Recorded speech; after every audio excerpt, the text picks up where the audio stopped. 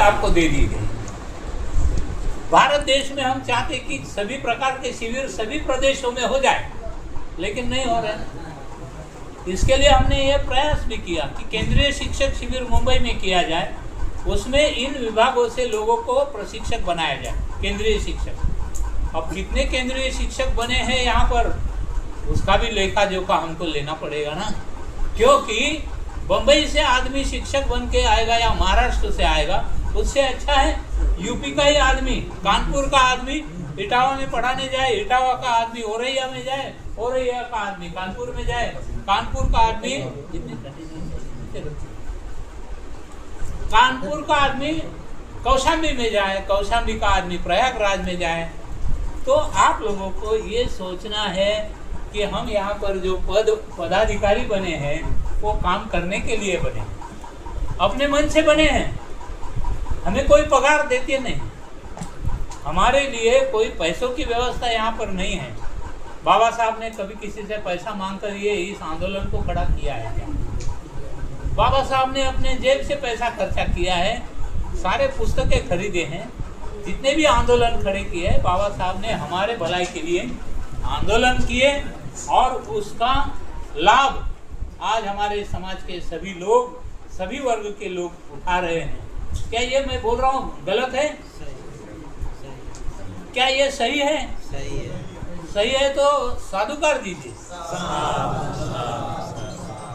और साधुकार देने का मतलब है आपने जो बात कही वो हमें समझ में आ गई, सुनिए हमने, वो समझ भी लिया है। अब इसके आगे हम उसका प्रचार प्रसार भी करेंगे। तो अगर आप पदाधिकारी बने हैं तो केवल आप नाम के लिए पदाधिकारी नहीं बने हैं, और कोई एक आदमी इसके लिए जिम्मेदार पकड़ा नहीं जा सकता। कुछ लोग सोच रहे हैं कि हाँ अभी देखिए अध्यक्ष जी से पूछेंगे, अध्यक्ष जो उनके सामने वो बताएंगे, लेकिन हमें पता है ना कि एक अध्यक्ष क्या क्या करता है।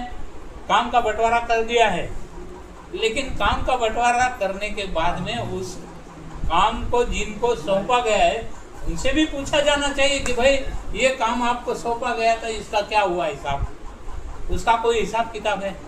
हर एक जिला शाखा को हमने टारगेट दे दिया, भाई मेंबरशिप का, मेंबरशिप करनी है आपको। The Buddhist society of India की एक एनुअली यानी वार्षिक मेंबरशिप होती है 20 रुपए वाली। आपको ये पूछना ही पड़ेगा कि भाई पिछले 3 सालों में आपने कितने सदस्य बनाए, हर साल में एक बार। 20 रुपए वाले सदस्य, 500 वाले भी हैं, 1000 वाले भी हैं।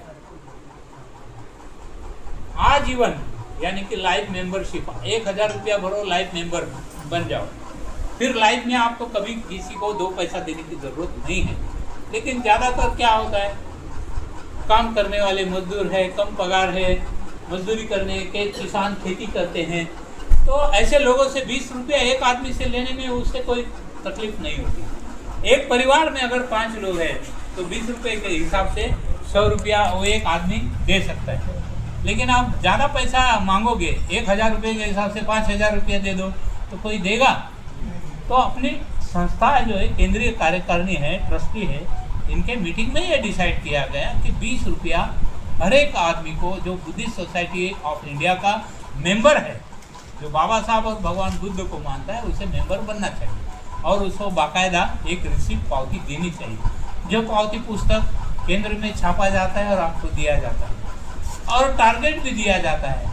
अगर आप स्वयं एक टारगेट लेते हो कि हमारे बुंदेलखंड में हम 50,000 मेंबर देंगे, एक सोचने जैसी बात है, एक गणित है।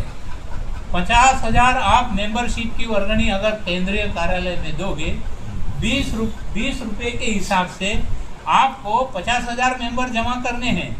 इसका मतलब 20 रुपये के हिसाब से 50 मेंबरों की कितना वर्गणी यानी कितना पैसा हो गया? पूरा का पूरा आपको केंद्रीय कार्यालय में देना नहीं है, आपको 20%, 20%, 20%, 20%, 5 जगह में वो पैसा का बंटवारा करना है। केंद्रीय कार्यालय वो पूरा छाप के आपको देता है और आपसे कुछ पैसा नहीं लेता है। मेंबरशिप उसका पैसा राज्य शाखा 20%, जिला शाखा 20%, तहसील शाखा 20% और ग्राम शाखा 20%, यानी कि चारों विभागों में 80% जो बांटा जाता है, तो ये आपके राज्य शाखा की ओर से इसका बंटवारा भी होना चाहिए। और अंत में आप 3 महीने का जो रिपोर्ट मांगा जाता है, अभी भंडारे साहब हर हफ्ते में मीटिंग में ये सवाल पूछते हैं कि आपके राज्यों में कितने लोगों का रिपोर्ट आया है, आय व्यय का रिपोर्ट, कितना पैसा आया, कितना पैसा गया, कितने शिविर हुए, कितने पौधाचार्य बने हैं, कितने शिविर लगाने हैं, क्यों नहीं लगाते? लोग सहयोग नहीं करते, लोग बहुत आलसी है। लोग आलसी है ना, वो आपकी तरफ देखते हैं कि आप क्या कर रहे हैं। जब आप उत्साहवर्धक बात करते हो, लोगों में जाते हो, लोगों को समझाते हो, तो लोग आपकी बातों को सुनकर वहाँ आते हैं।